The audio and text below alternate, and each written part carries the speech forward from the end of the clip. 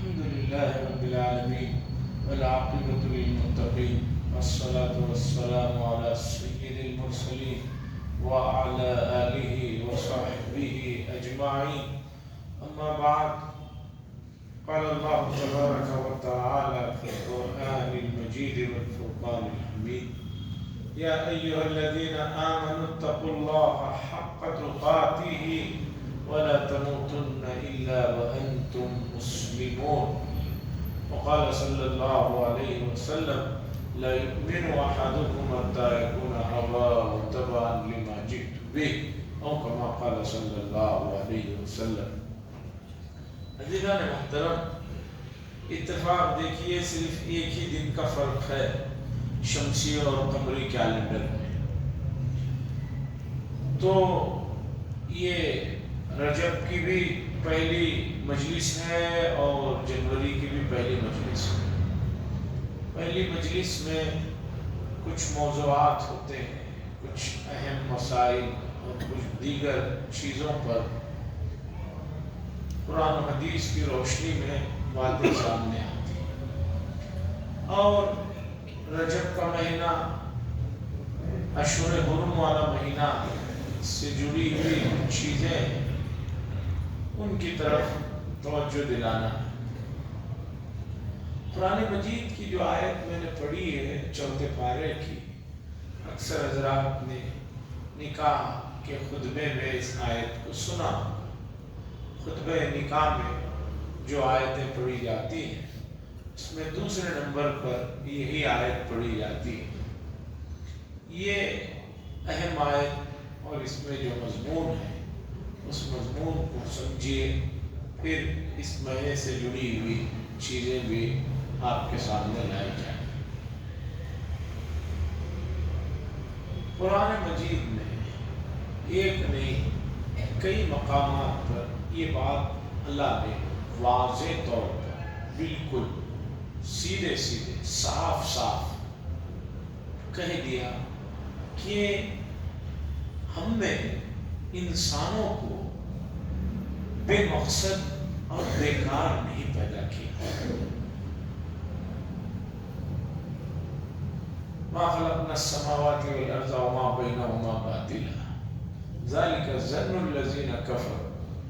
ایسا کفر والے سوچتے ہیں کہ ہم نے ایسے ہی بے مطلب چیزیں پیدا کر دی.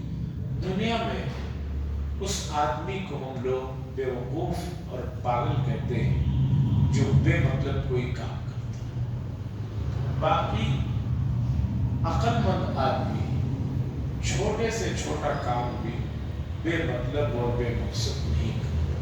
اگر کوئی کر رہا تو اسے ہم لوگ پاگل اور بے وقوف کہتے ہیں. جب ہم نے یہ اصول بنایا، یہ فارمولا بنایا، تو سوال یہ ہے کہ اتنی بڑی کائنات کو پیدا کرنے کے پیچھے کوئی مقصد نہ ہو، اتنے پرفیکٹ نظام کو چلایا جا رہا ہے، اس سے کوئی غرض نہ ہو، ایسا سوچنا یہ پاگل ہے، یہ دیوانہ، یہ نادانی ہے. ہاں، اس وقت دنیا کی ایک بڑی آبادی، ایک بڑی بھیڑ اس طرف چل رہی ہے جو یہ کہہ رہی ہے کہ جو کچھ نظام چل رہا ہے وہ آٹومیٹک چل رہا ہے. میری سمجھ میں یہ نہیں آتا، ایک آٹومیٹک گھڑی میں، اب تو اکثر ڈیجیٹل گھڑیاں ہو گئی، پہلے تو مالدار لوگ آٹومیٹک گھڑیاں پہنتے تھے. ابھی بھی جو مشہور اور بڑی برانڈ کی کمپنیاں وہ آٹومیٹک گھڑیاں بناتے ہیں، جیسے رولیکس والے ہیں، نالو والے ہیں. یہ آٹومیٹک گھڑی بھی جب تک ہاتھ میں نہ ڈالا جائے، حرکت نہ دی جائے، چلتی نہیں. نکال کر رکھیے، گھنٹے 2 گھنٹے کے بعد کھڑے. آٹومیٹک گھڑی وہ بھی بغیر ہاتھ میں لیے ہوئے، حرکت دیے ہوئے چلتی نہیں. تو اتنا بڑا دنیا کا نظام اور کتنے سالوں سے چل رہا ہے یہ تو اللہ ہی بہتر جانتے ہیں. بعض لوگ سائنس کے علم والے بتاتے ہیں کم از کم 25 لاکھ سال پرانی دنیا ہے. کہتے ہیں یہ ہم کہہ رہے ہیں ہو سکتا ہے اس سے بھی زیادہ. سوال یہ ہے کہ 25 لاکھ سال پرانی یہ دنیا کا نظام چل رہا ہے یا 50,000 سال سے چل رہا ہے، تو اتنا بڑا نظام کسی کے چلائے بغیر نہیں چل سکتا. اسے بات کو ماننا پڑے گا، اس کے بغیر چارے کار نہیں. تو اللہ یہ فرما رہے ہیں کہ ہم نے نظام دنیا اور اس میں جو مخلوقات ہیں، کتنی مخلوقات ہیں یہ بھی اللہ ہی بہتر جانتے ہیں. گوگل بھی نہیں بتا سکتا کہ روئے زمین پر، صرف زمین پر اور زمین کا ایک بڑا حصہ جو سمندر ہے اس کے نیچے کتنی مخلوقات ہیں. یہ کوئی نہیں اب تک گنتی کر کے جزم کے ساتھ، یقین کے ساتھ نہیں بتا سکتا کہ اتنی مخلوق. اور اتنی عجیب عجیب مخلوقات ہیں، اللہ ہی بہتر جانتے ہیں کہ بعض کے بارے میں سائنس بتاتی ہے حیران ہو جاتے ہیں. ہم اتنا جانتے ہیں کہ یہ تمام مخلوقات انسان کے ماتحت میں، انسان ان تمام مخلوقات کو قابو میں لاتا ہے اور لا رہا ہے. دن بدن فلاں مخلوق بھی انسان کے قبضے میں آ گئی. کسی زمانے میں ہاتھی اور شیر انسان کے قبضے میں نہیں تھے، لیکن ہاتھی بھی آ گئے، شیر بھی آ گئے. اور خدا جانے بلکہ وہ سمندروں میں جو ایک بڑی مشہور مچھلی تھے ڈالفن کچھ کہتے ہیں، وہ بھی انسان کے ماتحت آ گئی ہے، اسے بھی نچا رہے ہیں. سوال یہ ہے کہ یہ تمام چیزیں جو انسان کے ماتحت ہیں، انسان کے لیے بنائی گئی ہیں، تو اب انسان کس کے لیے بنایا گیا ہے؟ انسان کو یہ مسئلہ سوچنا چاہیے. اگر نہیں سوچتا ہے تو وہ غلطی پر ہے. اور یہی چیز انبیاء نے آ کر بتائی کہ بھئی آپ کو کسی مقصد کے لیے پیدا کیا گیا ہے، اور وہ مقصد کیا ہے؟ اللہ کی رضا، اللہ کا قرب، اللہ کی رضامندی. اب انسان اللہ کی رضامندی تک کیسے پہنچ سکتا ہے؟ یہ اللہ کا بڑا فضل ہے کہ اللہ نے انبیاء کو بھیج کر وہ چیزیں بھی بتا دی. ایسا نہیں کیا کہ سوال کا جواب سوال کرنے کے بعد کہہ دیا جائے اسٹوڈنٹس کو کہ جواب آپ کو تلاش کرنا ہے. نہیں، اللہ نے انبیاء کے ذریعے سے مقصد انسان کو بھی بتایا اور ان تک پہنچنے کا راستہ بھی بنایا. یہ ایک مشہور حدیث ہے اور یہ حدیث قدسی ہے. حدیث کی بہت سی اقسام ہیں، اس میں حدیث قدسی اس حدیث کو کہتے ہیں جس میں اللہ کے نبی صلی اللہ علیہ وسلم کوئی بات اللہ کی طرف سے ڈائریکٹ سنا رہے ہوتے ہیں کہ اللہ یہ فرماتے ہیں. حضور نہیں فرما رہے کہ میں یہ کہہ رہا ہوں، بلکہ وہ یہ کہتے ہیں کہ مجھ سے اللہ نے یہ کہا کہ اللہ بندوں سے یہ کہہ رہے ہیں. اسے حدیث قدسی کہتے ہیں کہ اس کا رتبہ اور اس کا درجہ ان احادیث سے بڑا ہوا ہے. کیا اللہ فرماتے ہیں؟ اللہ فرماتے ہیں کہ کوئی بھی بندہ میرے سے قریب ہونا چاہتا ہو تو اسے قریب آنے کے لیے میں نے جو چیزیں اس پر فرض کی ہیں ان کے علاوہ کوئی راستہ نہیں ہے کہ وہ میرے قریب آ جائے. اللہ تک پہنچنے کے لیے اللہ خود فرما رہے ہیں حضور کے ذریعے سے کہ آپ کہہ دیجئے میرا قرب چاہتے ہیں، میری رضا چاہتے ہیں، تو جو چیزیں میں نے فرض کی ہیں ان پر ان کو اپنائے بغیر وہ میرے قریب میں نہیں آ سکتے.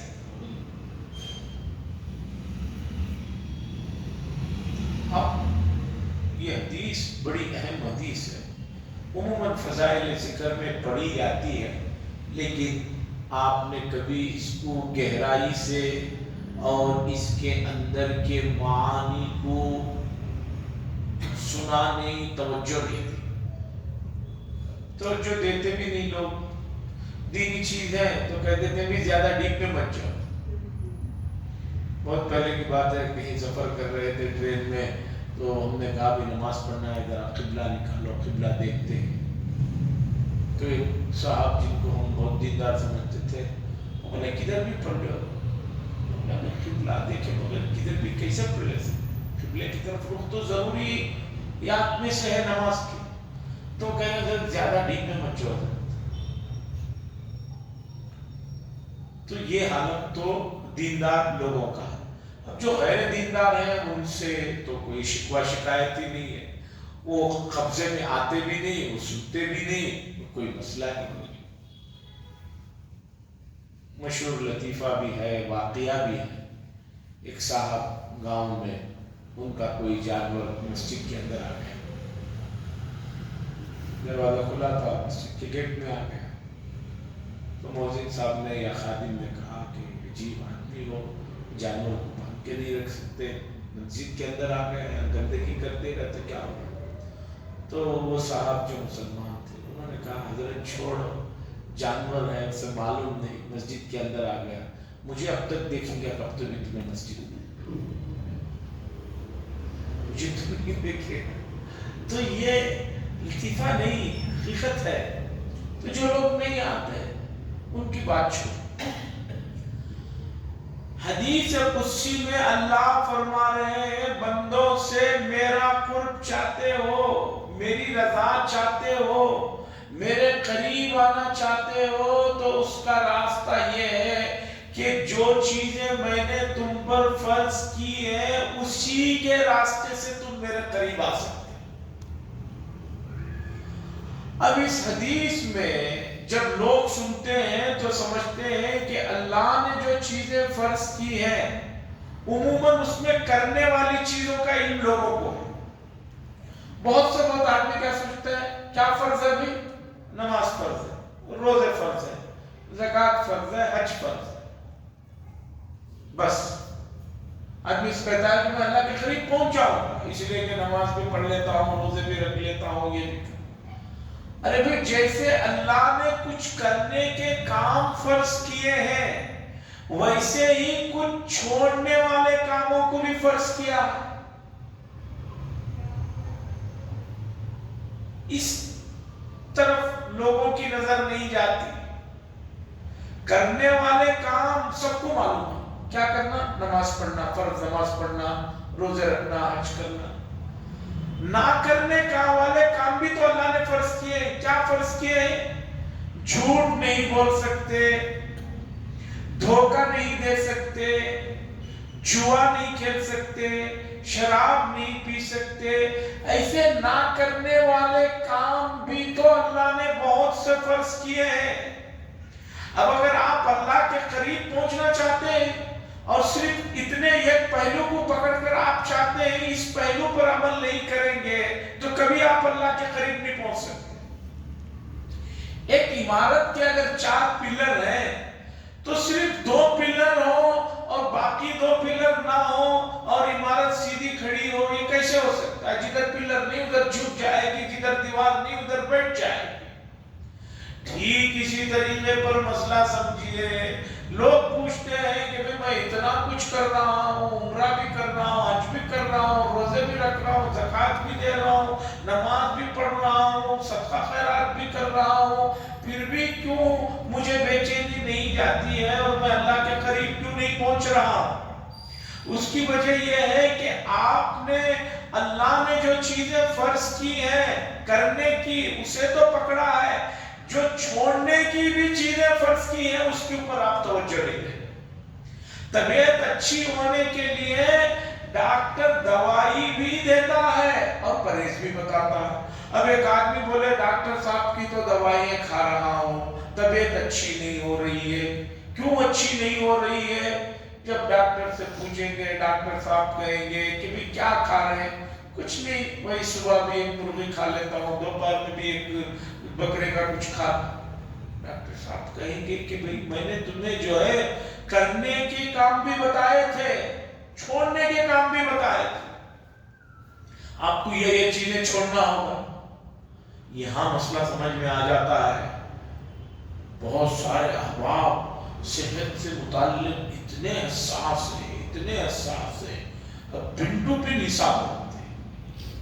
موبائل آ گیا ہے ہر وقت جیب میں، کہتے ہیں آج کے کوٹے کے حساب سے میں نے نہیں بھاگا ہوں، بلکہ بعض لوگ ہاتھوں میں بھی جو گھڑی رہتی ہے دکھاتے ہیں آج میرا اتنا کوٹا باقی ہے۔ اچھی بات ہے، اللہ کی نعمت ایسے ہے، اس کی حفاظت کیجیے، کرنا چاہیے، آپ کی تو ہے نہیں، یہ اللہ کی نعمت ہے، اس کی حفاظت کیجیے، امانت ہے۔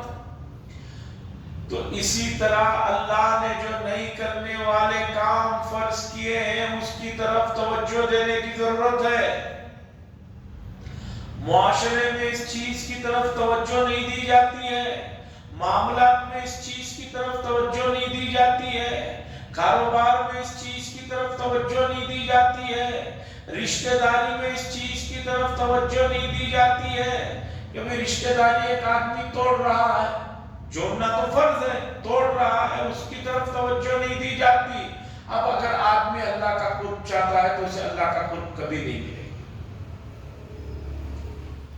دوسری بات، اللہ کے نبی صلی اللہ علیہ وسلم نے سمجھایا کہ بھئی اللہ کو وہ چیزیں جو اللہ نے شریعت میں نہیں رکھی ہیں اسے کوئی اپناتا ہے، چاہے اس کی نیت کتنی بھی اچھی کیوں نہ ہو، وہ اللہ کے نزدیک مردود ہے۔ مثال، کوئی آدمی عصر کے بعد بولے کہ میں نفل نماز پڑھنا چاہتا ہوں، آپ بتائیے نماز بڑی عبادت ہے لیکن عصر کے بعد نفل پڑھے گا تو آپ کیا کہیں گے؟ بھی پڑھنا جائز نہیں ہے۔ کیوں؟ اللہ نے اس وقت میں نماز پڑھنے کو منع کیا۔ عید کا دن ہے، ایک آدمی بولے بھئی 29 روزے ہوئے سو اس سال چلو یہ عید کا دن آج بھی ایک دن میں روزہ رکھ لیتا ہوں، شام تک عید تو ہے، بھوکا رہنا۔ شریعت کیا کہے گی؟ حرام ہے، اللہ نے تو آج تمہیں روزہ رکھنے سے منع کیا، تم کون ہوتے ہو روزہ رکھنے کے لیے؟ نہیں 30 کر لینا چاہتا، 30 کرنا ہے اور بھی رکھنا ہے، بعد میں رکھو، آج کے دن نہیں رکھ سکتے۔ امت میں ابلیس جو ہم لوگوں کا ازلی دشمن ہے، قسمیں کھایا ہے، اللہ نے اس کی قسموں کو ایک نہیں کئی جگہ قرآن میں ذکر کیا۔ اس نے ایک نئے انداز میں امت کے افراد کو گناہوں میں اور گمراہیوں میں ڈال دیا ہے۔ آج ہی میں غزوہ بدر کے واقعات سنا رہا تھا، آپ دیکھیے کہ بدر کی لڑائی میں ابلیس مکے والوں کو ابھارنے کے لیے، مکے کے مشرکین کو ہمت دلانے کے لیے اور مدینے کے مسلمانوں کو ختم کرنے کے لیے، سراقہ بن مالک کے قبیلے کا سردار ہے، اس کی شکل میں بدر کی لڑائی میں شریک تھا، حدیث میں آتا ہے۔ اور اس کے جو چیلے چپاٹے ہیں وہ ایک قبیلہ بنی مدلج ہے، اس قبیلے کے مردوں کی شکل میں وہ لوگ حاضر تھے۔ شیطان ابلیس کو اتنی دشمنی۔ اب امت کا حال یہ ہے کہ امت کے اندر وہ سب چیزیں جو شریعت کا حصہ نہیں ہے، شریعت کے انداز میں آ گئی ہے۔ رجب کا مہینہ بڑا محترم مہینہ، عام مہینوں سے اس مہینے کا مقام اس لیے بڑا ہے کہ اشہر حرم والا مہینہ، اتنی فضیلت ہے، لیکن بہت سارے حضرات اس مہینے کی مخصوص تاریخ میں مخصوص انداز میں نماز پڑھنے کو سمجھتے ہیں کہ اگر ہم نے وہ کر لیا تو سمجھیے کہ گزرے ہوئے زمانے کی تمام نمازیں جو ہم نے قضا کی ہیں وہ معاف ہو جائیں گی۔ میں تعلیم یافتہ حضرات سے بات کرتا ہوں، خوشی بھی ہوتی ہے، لیکن بہت سارے حضرات نے گوگل کو اپنا امام بنا لیا ہے۔ جو حضرات زندہ امام بن کر کام کر کے محنت کر کے گئے ہیں، لوگ ان کی بات، ان کی حدیث کی تشریح کو سمجھ میں نہیں آتی، ان کو سمجھ میں آتی ہے کوئی بھی بات ہو تو گوگل کی بات ہو۔ آپ کو معلوم ہونا چاہیے گوگل ہو، کروم ہو، اس میں جو ہے کوئی بھی آدمی بیٹھ کر کچھ بھی لکھ کر جمع کرنا چاہے تو کر سکتا ہے کسی بھی موضوع پر. ایک آدمی نے کچھ لکھا ہے، دوسرے آدمی نے دوسری بھی کچھ چیزیں لکھ کر ڈال سکتا ہے. میں حیران ہوں، احادیث کو نمبر کے ساتھ گوگل والے پیش کرتے ہیں، اسے پکڑ کر لوگ جو ہے پیش کر دیتے ہیں، لیکن ہے نہیں. مثلا رجب کا مہینہ ہے، یہ دعا پڑھی جاتی ہے، اللہ مبارک لنا فی رجب و شعبان وبلغنا رمضان. یہ حدیث ہے، مسند احمد میں ہے، ایک اور کتاب میں، لیکن واٹس ایپ پہ اس کے نیچے ایک نمبر بھی چل رہا ہے 2228 حدیث نمبر. مجھے 2228 نمبر پر مسند احمد میں یہ حدیث نہیں ملی. حدیث ہے لیکن اس نمبر پہ نہیں ہے، کہیں ہوگی، دوسرا نمبر ہوگا. اب یہ نمبر آنے سے آدمی اتنا اسے یقین ہو جاتا ہے کہ بات صحیح ہے. اور آپ کو معلوم ہونا چاہیے ایسی بہت سی چیزیں جو نہیں ہے نمبر کے ساتھ پیش کی جاتی ہے، جس سے آدمی کانفیڈنٹ آ جاتا ہے اور وہ سمجھ لیتا ہے. رہا ترجمہ، حدیث تو عربی میں، اس کا ترجمہ یا تو آپ کو انگریزی سے کرنا پڑتا ہے یا اردو سے کرنا پڑتا ہے. عربی سے انگریزی کا جو ترجمہ ہے یا عربی سے اردو کا جو ترجمہ ہے، اس کے جو آپ بنے ہوئے ہیں وہ ترجمہ انتہائی درجے کا ناکارہ اور ناقص ترجمہ ہے. یہ ایک نہیں، میں 50 مثالیں دے سکتا ہوں. پہلے بھی کبھی بتایا، ایک مشہور کتاب ہے بوادر و نوادر حضرت تھانوی قدس سرہ کی، بڑی لاجواب کتاب. میں نے کہا چلو بھی اسے ڈال کے دیکھتے ہیں اس کا ترجمہ کر. وہ آپ کو میں نے بوادر و نوادر لکھ کر کہا کہ اس کا ترجمہ دو. اب اردو میں جو اس نے ترجمہ دیا ہے 19-20 کا فرق ہو تو آدمی مان بھی لیتا ہے، بھی چلو 19-20 کا فرق، اس سے اسے کوئی مسئلہ نہیں. تو اس لیے آپ دین کو جو سینہ بسینہ صحابہ سے، تابعین نے، تابعین سے تبع تابعین نے، اور اس کے بعد ائمہ نے، محدثین نے سمجھ کر جو چیزیں آپ کے پاس رکھی ہیں وہ کافی ہے. اب آپ کو غیروں کی تحقیق اور غیروں سے چیزیں تحقیق کر کے اس پر عمل کرنے کی ضرورت نہیں ہے.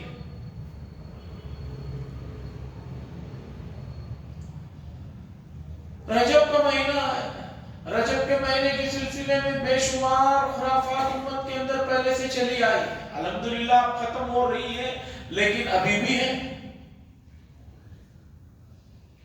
ابھی بھی کچھ چیزیں ہیں. بعض لوگ سمجھتے ہیں کہ رجب کی فلاں تاریخ میں گوشت کھانا نہیں چاہیے، صرف جو ہے ویجیٹیبل ہی کھانا چاہیے. دیکھیے گوشت کھانا فرض نہیں ہے. اگر آپ نہیں کھاتے ہیں زندگی پر کوئی مسئلہ نہیں.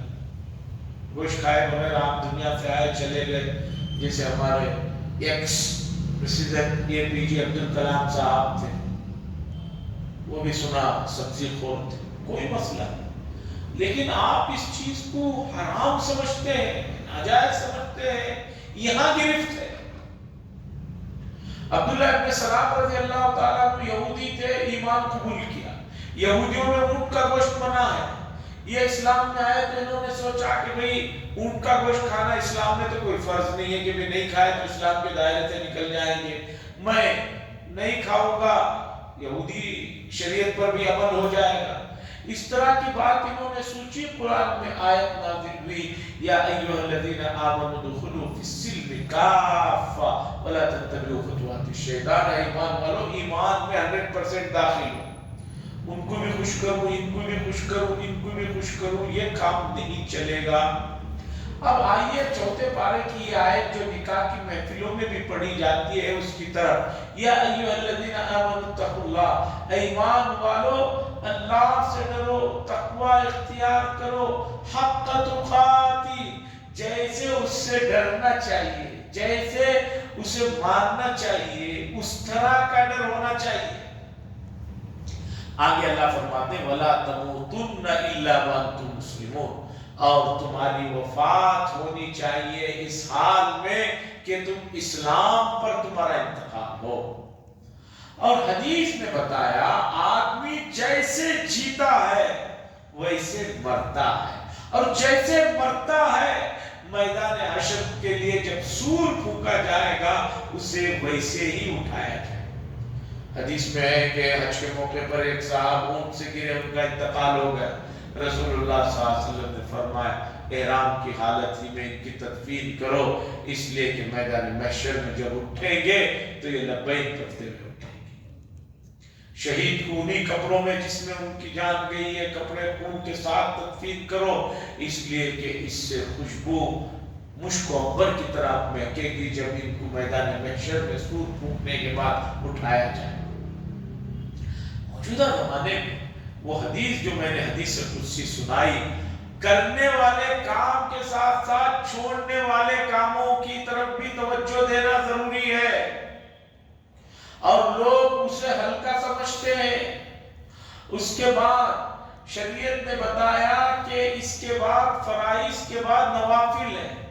دوسرا راستہ میرے قریب پہنچنے کا فرض کے بعد نوافل کا ہے۔ ایک آدمی فرائض کے ساتھ نوافل پر توجہ دیتا ہے تو وہ اور جو ہے جلدی میرے قریب پہنچ جاتا ہے۔ اب نوافل کی بات آتی ہے تو آدمی زیادہ سے زیادہ یہ سوچتا ہے کہ بھی نماز کے بعد جو نفل پڑھنا ہے۔ صرف یہاں تک مسئلہ نہیں، روزے میں بھی نوافل ہے، رمضان کے فرض ہے، اس کے علاوہ آپ کبھی جمعرات کو رکھ لیجئے، پیر کو رکھ لیجئے، یہ کرنا ہوگا۔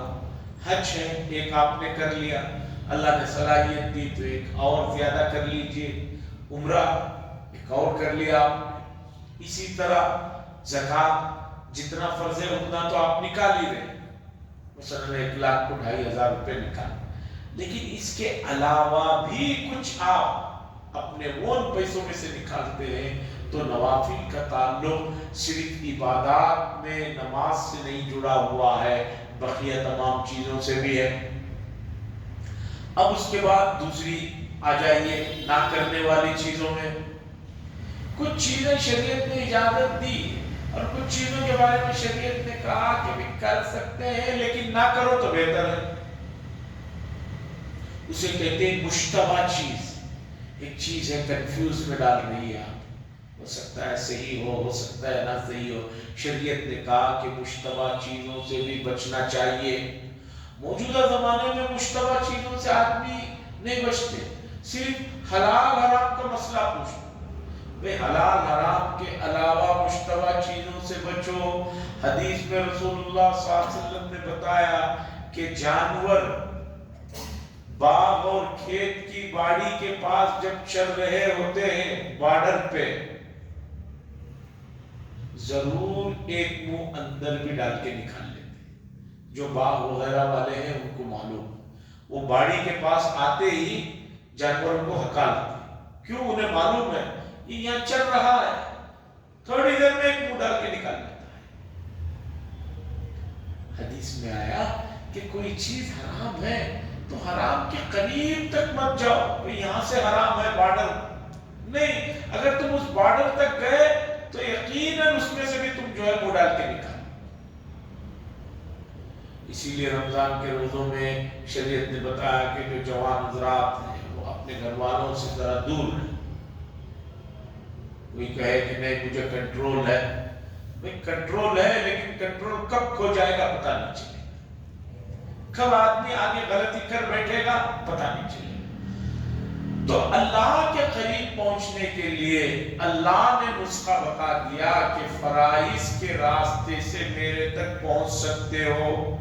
اب ہر آدمی دیکھے کہ معاشرتی مسائل میں، اخلاقی مسائل میں، عبادات میں، عقائد میں کتنے فرائض پر عمل کر رہا ہے۔ جہاں کرنے کے فرائض ہیں اسے بھی دیکھیں، اور جو نہیں کرنے کے فرائض ہیں اس پر بہت زیادہ توجہ دینے کی ضرورت ہے۔ لوگ اسے فرضی نہیں سمجھتے، بھئی جھوٹ نہ بولنا فرض ہے، جھوٹ بولنا حرام ہے لیکن نہ بولنا فرض ہے. لیکن یہ مسئلہ معلوم نہیں رہتا لوگوں کو، بھائی حرام ہے کوئی بات، وہ فلاں مسئلہ. لوگ پوچھتے مکروہ کیا حضرت؟ ارے مکروہ کا کیا مطلب؟ حرام ہے. دوسرے الفاظ میں وہ نہ کرنا فرض ہے. تو یہ چیزیں ہیں، اس کی طرف توجہ دینے کی ضرورت ہے. باقی لوگ یہ سمجھتے ہیں کہ اس مہینے میں معراج ہوئی. ہو سکتا ہے کہ مورخین نے کہا ہے کہ اس میں معراج ہوئی، اور مہینوں کے بھی نام گنائے ہیں، لیکن رجب کے بارے میں بتایا ہے کہ اس میں معراج. لیکن میں مولانا ابوالکلام آزاد صاحب کی بات سنانا چاہتا ہوں. مجھے بہت پتے کی بات لگتی ہے، اور بڑے درجے کے آدمی تھے مولانا ابوالکلام آزاد صاحب. چونکہ وزیر تعلیم تھے، وزیر ہونے کی وجہ سے لوگوں نے ان کو سیاسی اعتبار سے دیکھا، دینی اعتبار سے انہوں نے جو کام کیے ہیں اور دینیات پر جو کچھ لکھا ہے اس پر لوگوں نے کبھی توجہ نہیں. مولانا آزاد صاحب نے لکھا ہے، کام کی بات لکھی ہے. لوگ شب قدر کو تو بہت تلاش کرتے ہیں، شب قدر کب 27 کو کیا 25 کو کیا 23 کو. لیکن شب قدر کو شب قدر کس نے بنایا؟ قرآن نے بنایا. قرآن کے نازل ہونے کی وجہ سے اسے وہ مقام ملا. وہ قرآن آپ کے گھر میں آپ کی مسجد میں رکھا ہوا ہے، اسے کبھی تلاش نہیں کرتے، اسے کبھی نہیں کھولتے. معراج کا واقعہ اسے بہت لوگ تلاش کرتے ہیں. ارے معراج میں جو چیز فرض کی گئی نمازیں، اسے بھی تو دیکھو اس کا کیا حال چال ہے. نماز اکلوتی چیز ایسی ہے کہ آسمانوں میں اسے فرض کیا. باقی تمام احکام تو دنیا میں فرض ہوئے، روزے دنیا میں فرض ہوئے، دوسرے تمام مسائل. لیکن نماز کا جب مسئلہ آیا تو آسمانوں پر بلا کر فرض کیا گیا. تو جو چیز آسمانوں پہ فرض کی گئی، تم لوگ اسے کتنا ضائع کر رہے ہو، کتنا اس کے جو ہے حقوق ادا کر رہے ہیں، یہ دیکھنے کی ضرورت ہے. اور اسلام دوسرے مذاہب کی طرح ٹیمپروری احکامات نہیں دیتا. اسلام ایک مکمل نظام حیات ہے. آپ کو صبح اٹھنے کا بھی طریقہ بتا رہا ہے، ٹوائلٹ میں جانے تک کا طریقہ بتا رہا ہے، ٹوائلٹ سے نکلنے کا طریقہ بتا رہا ہے، ٹوائلٹ میں کب آپ کو اپنے کپڑے اٹھانا ہے یہ تک بتا رہا ہے. تو باقی جگہ آپ کو رہنمائی نہ کرے، ایسا نہیں ہو سکتا. افسوس یہ ہے کہ اسلام کی چیزوں کو سیکھا نہیں جا رہا ہے، اسے توجہ نہیں دی جا رہی ہے، اور اسلام لوگوں کے درمیان میں ایک کھلونا بن کر رہ گیا ہے، ایک خرافات کا مجموعہ بن کر رہ گیا ہے. آدمی کو بس سال میں 2-3 مرتبہ 2-4 گھنٹے کے لیے اسلام کا جوش سوار ہوتا ہے، اور وہ کچھ چیزوں کو کر کے سمجھتا ہے کہ میں نے پورے اسلام کے حقوق ادا کر دیے. ایسا نہیں ہے، ایسا نہیں ہے. اس پر توجہ دینے کی ضرورت ہے. باقی آدمی یہ سوچتا ہے کہ میں نے فلاں روزہ رکھ لیا، کام ہو گیا، یہ کر دیا. نہیں، آپ بنیادی طور پر اس آیت کی طرف آئیے کہ آپ کو ایمان کی حالت میں دنیا سے جانا ہے، اور ایمان کی حالت میں آپ اس وقت جائیں گے جب پورے ایمان پر زندگی میں آپ نے جیا ہو. جو آدمی زندگی پر ایمان پر نہ جیا ہو، اس کا انتقال ایمان پر ہو، یہ خوش فہمی ہے.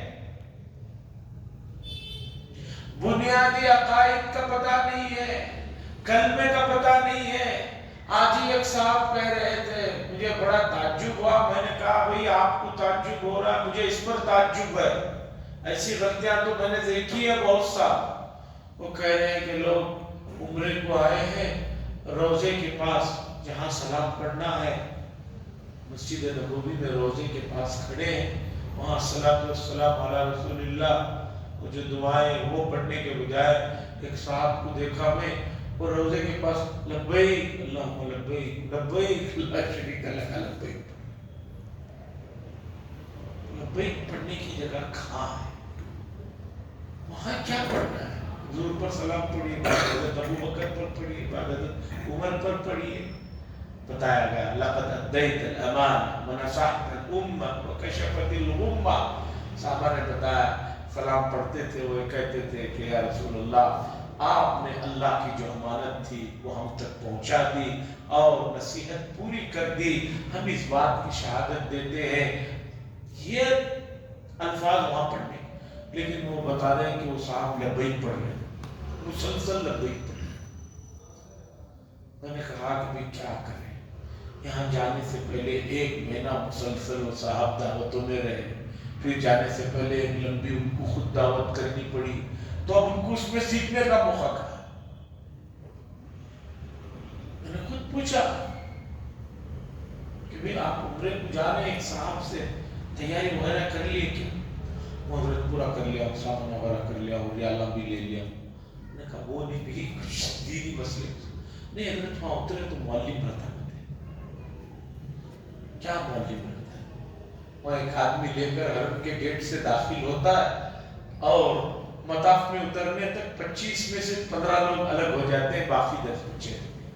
اور وہاں پہلے چکر میں بسم اللہ اللہ اکبر کے بعد وہ جب پھر کے دیکھتا ہے تو 2-3 آدمی رہ جاتے ہیں. یہ اس زمانے کی بات ہے جب بھیڑ بھاڑ نہیں ہوتی تھی. میں بات کر رہا ہوں 2005 تک. 2025 چل رہا ہے. اب حرم میں داخل ہونے کے لیے ہی بہت لمبا جگاڑ کرنا پڑتا ہے. وہاں جا کر پھر وہ کہاں یہ کہاں. صاحب سے پوچھا میں نے کہ طواف ہو گیا؟ کتنے چکر لگا؟ ابھی اسی صفت کی بات کر رہا ہوں. کہنے لگے حضرت کنفیوز ہوں. ابھی 7 کی جگہ 10 کر لیے کیا کنفیوز ہونے کی؟ 2-3 بڑھ جائے کوئی مسئلہ نہیں. بول رہے حضرت 3 کا تو یقین ہے، چوتھے کا شک ہے. آ کر انہوں نے جو ہے سرور منڈا کے جو ہے کپڑے بھی پہن لیے. اس کے بعد میں پوچھا صفا مروہ کیا؟ وہ کیا ہے؟ بے صحیح جانا ہی مانا نہیں، یہاں پھر آنا. طواف کو طواف بھی سمجھے ہیں، صفا مروہ بھی سمجھے. کوئی بوڑھا آدمی نہیں ہے، کوئی 40-50 کا آدمی نہیں ہے، نوجوان آدمی 25 سے بھی کم عمر کا. حضرت 3 کا یقین ہے، چوتھے کا شک ہے، صفا مروہ کریں. وہ کیا ہے تو ایسا جانا ہی ہوا. وہ یہاں گیا آیا نہ کچھ، اور فوراً جا کر وہ یہ نکال دیے ہیں، الگ طرح کے کپڑے پہن لیے. ان کی جو ٹیم تھی وہ بہت بات آئی ہے. وہ آ کر پوچھے کہ عمرہ کر لے؟ کہاں کر لیا؟ کیسا اتنا جلدی آ؟ اور تمہارے ساتھ تیسرے کے بعد بچھڑ گیا نا، اس کے بعد کہاں کے نکلا، دروازے سے نکلا، بلڈنگ معلوم تھی، آ گیا. بتائیے کہ جو عبادت اتنی محنتوں مشقتوں سے جا کر اس طرح کر رہے ہیں تو دوسری عبادتوں کا کیا حال ہوگا؟ تو اس لیے حاضرین اکرام، یہ رمضان کی قربت کا زمانہ آ گیا ہے. ہماری گزارش ہے پہلی فرصت میں قرآن مجید کو جو باندھ کر رکھے ہیں، بہت دھول جم گئی ہوگی، اسے نکالیے، اس چمچی کو دھوئیے اور قرآن کو جھٹکیے اور روزانہ بسم اللہ بول کر قرآن مجید کی تلاوت شروع کر دیجیے. اس لیے کہ قرآن کی تلاوت بڑی ہی عظیم چیز ہے، یہ بہت اللہ کے قریب کرنے والی چیز ہے. اور دوسرا، فرائض میں کرنے والے چیزوں کے ساتھ ساتھ جو چھوڑنے والی چیزوں کو شریعت نے بتایا جس میں چھوٹ ہے.